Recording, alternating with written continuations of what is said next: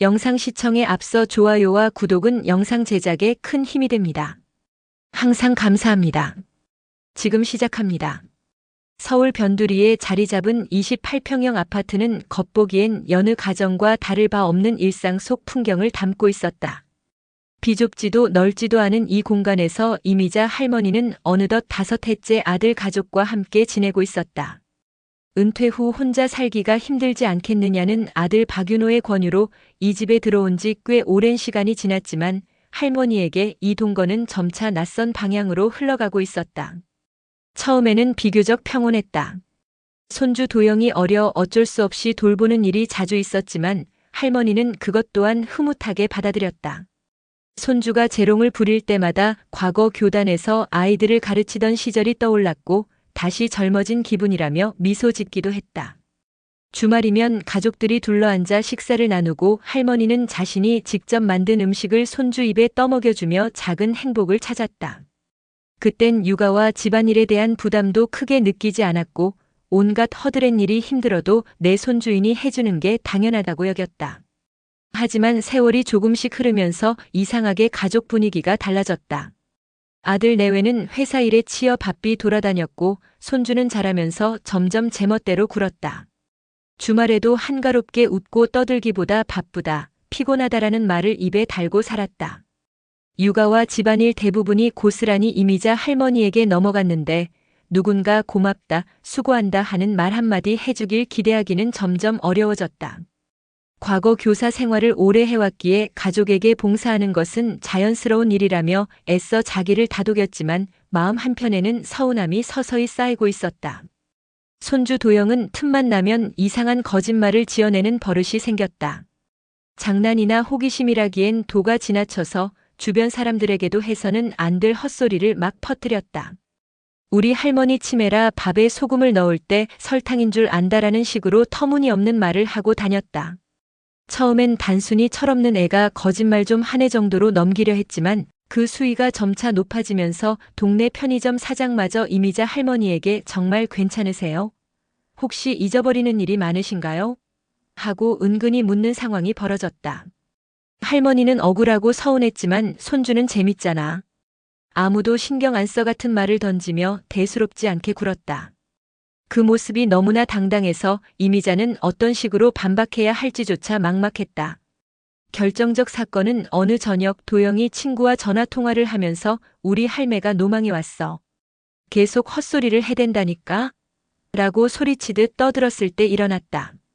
그 순간 거실 한쪽에서 책을 읽고 있던 이미자는 도대체 무슨 말을 저렇게 크게 하는 건지 귀를 기울이다가 손주가 자신을 가리켜 노망 운운하는 것을 듣고 그 자리에서 버럭 화를 냈다.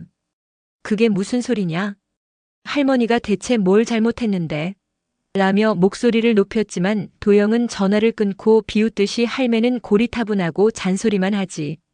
솔직히 말해서 우리 집에서 하는 게 뭐 있어? 라고 내뱉었다. 그 순간 이미자는 제대로 말을 잇지 못했다. 가슴이 철렁 내려앉는 듯한 충격이었다. 뒤늦게 퇴근하고 들어온 아들 윤호와 며느리 경희는 얼핏 상황을 듣더니 도영을 나무라는 척하다가 이내 어머니도 손주와 트러블이 생기면 부드럽게 달래시지 그랬어요 하며 애매하게 책임을 돌렸다. 말투는 부드러웠지만 결국 할머니가 아이랑 다투다 생긴 문제라는 식으로 오히려 나이값 못하는 할머니로 귀결되는 듯 보였다. 이미자는 속이 무너져 눈물을 흘렸지만 가족 누구도 제대로 달래주지 않았다.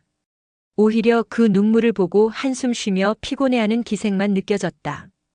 이후로도 도영은 거짓말을 멈추지 않았다.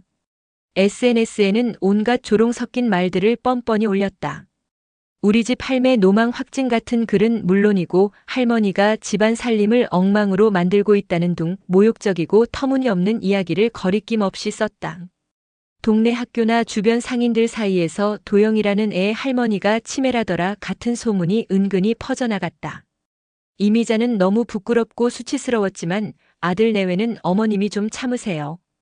요즘 애들이 다 그렇죠라며 대수롭지 않게 흘려보냈다. 그 태도가 가장 참기 어려웠다. 자신이 정말 가벼운 존재인가, 헛된 자격지심인가 하는 의문이 마음에 떠올랐다. 어느 날 밤 어쩐지 잠이 오지 않아 거실 의자에 앉아있던 이미자는 오랫동안 고민하던 결심을 서서히 굳혔다. 여기서 내가 더 견뎌야 하는 이유가 무엇인가? 아무도 나를 존중하지 않고 손주한테조차 무시받는데 내가 이 집에 남아있을 필요가 있을까? 학창 시절부터 교단에 서서 수많은 아이들을 지도했고 퇴직 후에도 동네 어르신들을 위해 봉사했던 자신이 자꾸 작아지는 기분이었다. 그 순간 오래된 기억이 떠올랐다. 사회 초년병 시절 열악한 환경에서 아이들을 가르치면서도 마음만큼은 뜨겁게 불타올랐던 순간들이었다. 그때의 열정이 왜 지금은 사라졌을까? 어쩌면 내게도 또 다른 길이 있을 수 있어. 그녀는 침묵 속에서 가볍지만 단단하게 가방을 싸기 시작했다. 퇴직연금과 소소한 저축이 모여 있으니 몇 달 정도는 버텨볼 수 있으리라는 계산이었다. 나이가 많다고 내가 아무것도 못할까? 나도 내 삶을 꾸려볼 수 있을 거야. 무거운 짐보다는 필요한 옷과 서류, 그리고 소중한 사진 몇 장만 챙겼다. 생각보다 마음이 가벼워졌다. 여길 떠나 독립해야겠다. 그렇게 결심한 순간 이미자 할머니는 오랜만에 어떤 해방감을 느꼈다. 다음 날 아침 아들 내외는 늘 그렇듯 출근 준비에 바빴고 손주는 등교 준비를 하며 투덜거렸다. 이미자는 작은 캐리어를 현관으로 갖다 놓고 조용히 서 있었지만 아무도 그녀의 행동을 눈여겨보지 않았다. 윤호가 어머니, 어디 행사 가세요? 잘 다녀오세요. 저 늦었어요 라고 말하며 서둘러 나가는 게 전부였고 손주는 인상을 찌푸린 채 또 장바구니 들고 시장 가시려나 도지 하고 힐끔 볼 뿐이었다. 며느리는 안방에서 나오지도 않았다. 이미자가 가방을 들고 현관문을 열고 나서는 그 순간 그녀는 복도에 서서 쓸쓸함을 느꼈다. 정말 이대로 나가도 되는구나. 누구도 내게 왜 가느냐고 묻지 않네. 그리고 아무런 이목도 끌지 않고 그렇게 아파트를 벗어났다. 새로운 시작 작은 원룸과 학습센터. 이미자는 근교에 있는 낡은 원룸을 구했다. 물론 아파트보다는 좁고 시설도 좋지 않았지만 온전히 자신의 공간이라는 점이 큰 위안이 되었다. 경비를 아끼려 만만치 않은 조건을 감수해야 했으나 적어도 이곳에서는 더 이상 무시받지 않아도 되겠다는 마음이 한결 편안해졌다. 첫날 밤 작은 방에 이불을 깔고 누웠을 때 내가 정말 여기서 혼자 살 수 있을까 하는 불안과 동시에 이렇게라도 독립을 선택한 내가 대견하다는 뿌듯함이 뒤섞여 복잡한 감정이 밀려왔다. 며칠 후 아들 집에서는 소란이 일었다. 아침에 일어나 보니 할머니가 온데간데 없고 옷가지와 소지품도 대부분 사라진 상태였기 때문이었다. 윤호와 경희는 처음엔 어디 친척 집이라도 갔나? 라며 생각해봤지만 전화를 걸어도 전원이 꺼져 있었다. 손주 도영은 설마 진짜 가출한 거야? 하고 놀라면서도 한편으로는 집이 조용해서 편안해라고 생각했다. 하지만 그 편안함은 그리 길지 않았다. 시간이 조금씩 흐르자 아무도 돌아오지 않는 현실에 묘하게 불안감을 느끼기 시작했다. 할매가 정말 이대로 사라지는 건가? 길에서 헤매는 건 아닐까? 내 탓인가? 하는 죄책감이 아주 작게나마 싹튼 것이다. 한편 이미자는 예전 제자가 운영 중인 학습센터를 찾아갔다. 젊은 시절 수십 년간 교직에 몸담았던 경력을 살려 소외된 아이들을 위해 무언가 해줄 수 있지 않을까 생각했기 때문이다. 제자는 이미자를 반갑게 맞이하며 선생님이 오시면 큰 힘이 됩니다. 우리 아이들이 요즘 공부에 흥미도 잃고 여러모로 힘든데 함께 해주시면 정말 좋겠어요. 하고 열렬히 환영했다. 그 말에 이미자는 마음이 조금 편안해졌다. 내가 여전히 누군가에게 필요한 사람이구나. 할머니가 사라진 뒤 집안은 생각보다 더 큰 혼돈에 빠졌다. 빨래, 청소, 식사, 손주 뒷바라지 등 온갖 일들이 쌓이면서 그동안 할머니가 얼마나 많은 일을 담당했는지가 드러났다. 경희는 퇴근 후에 피곤에 쓰러지기 일쑤였고 윤호도 야근에 시달리며 엄마가 있을 땐 이런 문제들이 쉽게 해결됐는데 하고 뒤늦게 깨달았다. 손주 도영 역시 방과 후에 집에 오면 허기가 지는데 냉장고에 별다른 반찬이 없어서 짜증이 쌓였다. 왜 아무도 밥 안 해놔? 하고 투덜대면 엄마인 경희는 나도 오늘 야근이라 힘들었어. 내가 알아서 해먹어. 라고 소리쳤다. 집 안 분위기가 삭막해지고 서로가 서로를 짜증 섞인 말로 대하는 일이 늘어났다. 도영은 겉으로 할매가 없어지니까 오히려 편안해라고 말했지만 마음 깊은 곳에서는 묘한 불안과 죄책감이 커졌다. SNS에 우리 집 하녀가 도망쳤다라고 올렸다가 친구들로부터 너 너무 심한 거 아냐? 라는 반응을 받고 당황하기도 했다. 친구 중 한 명은 대놓고 할머니가 무슨 죄야? 가족이면 서로 챙기는 게 맞지라고 지적했고 도영은 그 말을 듣고 묘하게 얼굴이 화끈거렸다. 어쩌면 어른들의 잔소리를 싫어했던 자신이 할머니에게 만만하다는 이유로 괴롭힌 것이 아닐까. 그 생각이 들자 한편으로 서늘해지는 기분이었다. 윤호와 경희는 할머니가 단순히 어디 놀러 가셨을 리 없다는 것을 직감했다. 그렇지만 전화가 계속 꺼져 있으니 도리가 없었다. 경찰에 실종 신고를 해야 하나 고민했지만 노망이라거나 치매 증상도 없었고 성인이 자발적으로 집을 나간 것 같은데 굳이 경찰을 부르는 게 맞을지도 확신이 서지 않았다. 무엇보다 평소에 어머니에게 어느 정도 소홀했는지 스스로 잘 알기에 어머니가 이대로 돌아오지 않으실 수도 있겠다는 두려움과 미안함이 속을 파고들었다. 이미자는 학습센터에서 주 3회 아이들을 지도하기 시작했다. 어렵다고 수군거리는 수학 문제를 같이 풀고 글쓰기를 어려워하는 아이들의 표현력을 키워주면서 점차 생기가 도는 것을 느꼈다. 아이들과 사소한 일상을 나누고 쉬는 시간에는 옛날에 선생님이 학교에서 겪은 일 중에 마리아 같은 이야기를 해주며 웃곤 했다. 아이들은 할머니 선생님이라 부르며 정이 붙어갔다. 이미자는 이 작은 공간에서 오랜만에 존중과 애정을 실감했다. 원룸에서의 생활도 차근차근 익숙해졌다. 동네 시장을 둘러보며 채소나 과일을 사오는 일, 좁은 방을 깨끗하게 정리해두는 일은 그녀에게 새로운 목표였다. 가족에게서 받은 상처가 완전히 사라지진 않았지만 적어도 나도 할 수 있다는 의지가 매일 조금씩 자랐다. 그렇게 시간이 흐르던 어느 날 손주 도영은 PC방에 들렀다가 집으로 가는 길에 우연히 학습센터 앞으로 지나가게 되었다. 커다란 유리창 너머로 익숙한 실루엣이 보여 얼핏 봤더니 책상 사이를 돌며 아이들의 숙제를 봐주는 사람이 바로 할머니였다. 도영은 순간 얼어붙은 기분이었다. 할매가 여기서 아이들을 가르치고 있잖아. 저렇게 밝은 표정을 지을 수 있구나. 집에서 본 할머니 모습과는 너무 달라서 충격을 받았다. 거기서 도영은 할머니가 자기 인생을 살아가는 모습을 처음으로 목격한 셈이었다. 그 사실이 어쩐지 불편해졌고 무언가 부끄럽기도 했다. 부랴부랴 돌아서는 발걸음에 이렇게 혼자 잘 사시네. 그렇다면 내가 괜히 하고 혼잣말을 하며 복잡한 마음을 달랬다. 며칠 뒤 도영은 아빠 윤호에게 할머니가 근처 학습센터에서 선생님 노릇하시는 것 같아 하고 털어놓았다. 윤호는 깜짝 놀라 왜 너는 바로 찾아가지 않았니? 그동안 우리가 얼마나 찾았는데. 하고 다그쳤지만 도영은 표정이 어두워 마주칠 자신이 없었어. 내가 너무 미안해서라며 말을 잇지 못했다. 윤호는 그 말에 한동안 침묵했다. 그리고는 작게 한숨을 쉬며 우리도 너무 어머니를 가볍게 대했어. 어쩌다 우리가 이렇게 됐나라고 후회 섞인 목소리를 냈다. 결국 아들 부부와 도영은 함께 학습센터를 찾아갔다.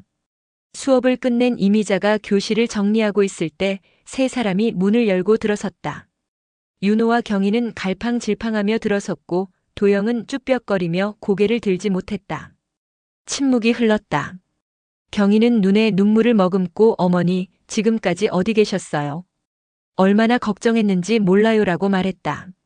그러나 이미자는 무표정하게 정말 걱정했니?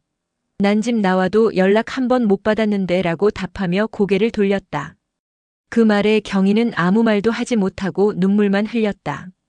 도영은 그대로 서 있다가 할머니의 눈길을 느끼고는 화들짝 놀란 듯 고개를 들었다.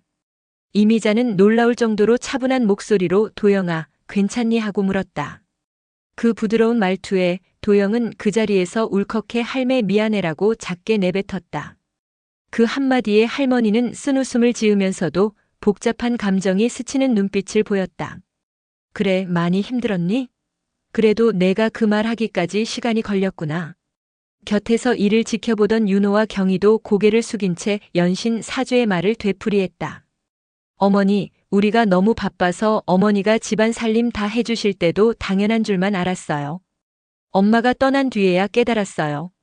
정말 죄송해요. 이미자는 이들의 모습을 뚫어지게 바라보다가 조용히 교실 한쪽 의자에 앉았다. 마음속에는 아직도 상처가 진하게 남아 있었지만 그래도 가족의 진심 어린 사죄가 조금씩 다가오고 있었다. 이미자의 제자였던 학습센터 소장은 가족들에게 휴게실로 들어와 차를 마시며 대화를 나누길 권했다. 윤호와 경희는 울먹이면서 그동안 쌓였던 이야기를 털어놓았다. 어떻게 힘들었고 왜 이렇게나 소홀했는지, 그리고 그게 잘못된 걸 알지만 정신없던 현실 속에서 짐처럼 떠안고만 있었다고 변명했다. 이미자는 말없이 이들의 얘기를 들었다. 한때 자신이 세상에서 가장 사랑한다고 믿어 의심치 않았던 자식과 며느리였기에 배신감과 서운함이 컸다. 하지만 적어도 지금 이렇게 와서 고개 숙이고 진심으로 사죄하는 모습에서 조금은 위로를 받았다. 손주 도영 또한 속내를 털어놓았다. 친구들에게 과장된 이야기를 늘어놓은 이유는 사실 자신이 주목받고 싶어서였다고 했다. 할매가 잔소리도 하시고 뭔가 나를 옭아매는 것 같았어요. 근데 이제 생각해보니까 그게 다 날 위한 거였는데 잘 몰랐어요. 도영의 목소리는 떨렸고 할머니를 똑바로 바라보지 못했다. 그러나 이미자는 그 모습을 가만히 받아들이며 작게 미소 지었다. 그래도 이젠 알았잖니. 사람을 함부로 대하면 안 돼. 헛소문이나 거짓말은 분명히 상처를 주거든. 그리고는 가족들에게 단호하게 선언했다. 나는 여기서 계속 지낼 생각이야. 작은 원룸이지만 내 공간이고 이 학습센터에서 아이들을 가르치는 일이 훨씬 즐겁고 보람있거든. 그러니 당분간은 나를 여기서 살게 두렴. 윤호와 경희는 어머니 정말 혼자 사시는 게 쉽지 않을 텐데요. 혹시 불편하거나 힘든 일이 생기면 어떡해요? 저희가 책임지지 못하잖아요 라며 걱정했다. 도영 역시 할매 그래도 혼자 지내면 위험할 때도 있고 뭐든 불편하실 것 같아요. 다시 들어오시면 안 돼요? 하고 애원했다. 그러나 이미자는 조용히 고개를 흔들었다. 집에 있을 때 난 살림꾼이었지 가족이 아니었어. 이제는 누구 엄마 누구 할머니가 아니라 그냥 이미자로 살고 싶어. 그리고 불편한 게 있으면 스스로 해결할 방법을 찾으면 돼. 내 나이가 적진 않지만 그래도 난 할 수 있어. 가족들은 할머니의 결정을 존중하기로 했다. 할머니가 원룸에서 혼자 산다는 사실이 처음엔 놀랍고 걱정됐지만 할머니의 표정이 생각보다 밝아 보여서 오히려 안심이 되기도 했다. 윤호는 어머니도 우릴 찾아주실 수 있죠? 하고 물었고 이미자는 그럼. 너희가 불러주면 갈 수도 있고 내가 오고 싶으면 언제든 와도 되라고 말했다. 다만 다시 예전처럼 한 집에 사는 일은 없을 거라고 못 박았다. 경희는 머쓱하게 웃으며 어머니 너무 죄송했어요. 앞으로 제가 자주 들를게요. 진짜 필요한 거 있으면 언제든 말씀하시고요 라고 했다. 이미자는 마음속에서 안도의 미소를 지었다. 이제야 가족이 서로를 가족답게 대하는 시작이구나. 그 후로 시간이 흘러 할머니는 원룸 생활을 꽤나 안정적으로 꾸려나갔다. 윤호가 장을 봐서 종종 가져다 주기도 했고 경희가 직접 반찬을 만들어 날라주기도 했다. 가끔 주말이면 도영이 찾아와서 조곤조곤 할머니와 대화를 나눴다. 혼자 살면 다치거나 아프지는 않은지 물어보기도 하고 언젠가 할머니가 맛있게 끓여주던 국을 그리워하며 한 번만 해주시면 안 돼요? 하며 부탁하기도 했다. 할머니는 웃으며 식탁에 간단한 반찬과 국을 차려주었다. 이제 더 이상 헛소문 퍼뜨리지는 않겠지? 하고 눈짓하면 도영은 고개를 끄덕이며 할매, 나 이제 그러지 않아. 가족한테는 특히 그러면 안 되는 거였잖아 라고 말했다. 학교 성적이 갑자기 좋아지진 않았지만 도영은 조금씩 다른 모습을 보였다. 예전엔 귀찮아하던 설거지도 도울 때가 생겼고 집에서 같이 밥을 먹어야 할 때는 서툴지만 가끔 반찬을 꺼내놓기도 했다. 윤호와 경희도 할머니에게 연락을 드릴 때마다 건강은 어떠세요? 필요한 건 없으세요? 하고 세심하게 물어보곤 했다. 이미자는 낯설면서도 기분이 나쁘지 않았다. 지나온 날들 속에서 서운함이 컸지만 그 시간으로 인해 가족 모두가 한 발짝 성장했음을 느꼈다. 그러던 어느 날 도영이 교실 창밖을 슬쩍 보게 되었다. 할머니가 소규모 방과 후 교실에서 아이들을 지도하고 있었는데 아이들과 웃고 떠드는 모습이 아주 활기가 넘쳤다. 도영은 순간 우리 집에서 할매가 저렇게 웃은 적이 있었나? 하고 생각했다. 가족과 살 때는 할머니가 늘 지친 표정으로 일만 도맡아 하거나 혹은 잔소리를 조금 하다가 묵묵히 접었던 기억뿐이었다. 하지만 지금은 달랐다. 마치 새롭게 피어나는 사람처럼 빛나고 있었다. 그 모습을 본 도영은 마음 한구석이 뜨거워졌다. 내가 몰랐구나. 할매가 이렇게나 대단한 사람이었는데 하는 후회가 밀려왔지만 동시에 할머니가 행복해 보인다는 사실에 안도감을 느꼈다. 한편 이미자는 원룸에서 평범한 하루를 보내며 문득 창밖을 내다봤다. 바깥에 햇살이 비치고 아이들의 웃음소리가 아련히 들려왔다. 이 작은 공간이 세상 어디보다 소중하게 느껴졌다. 비록 70평생이 지나서야 스스로의 삶을 위한 용기를 낸 것이지만 지금이라도 자신만의 행복을 찾아 걸어가고 있다는 것이 감사했다. 예전처럼 거대한 무언가를 바라지도 않았다. 아이들을 가르치고 가족과 예전보다 조금 더 성숙한 관계를 이어가는 것만으로도 충분했다. 이미자는 스스로에게 말을 건넸다. 나는 평생 가족만 챙겼지만 이젠 내 인생을 살고 있어. 아이들을 가르치며 보람도 찾고 가족과도 점차 나아지는 관계를 만들어가니 이 정도면 참 괜찮지. 창밖의 햇살이 살포시 그녀의 얼굴을 비추자 이미자는 조용히 미소 지었다. 아파트에서의 숨막히는 동거가 불러온 폭풍 같은 갈등 끝에 이제야 자신과 가족 모두가 조금씩 진짜 가족이 되어가는 길을 걷고 있었다. 그녀는 그 길이 머지않아 더 따뜻하고 밝아질 거라 믿어 의심치 않았다.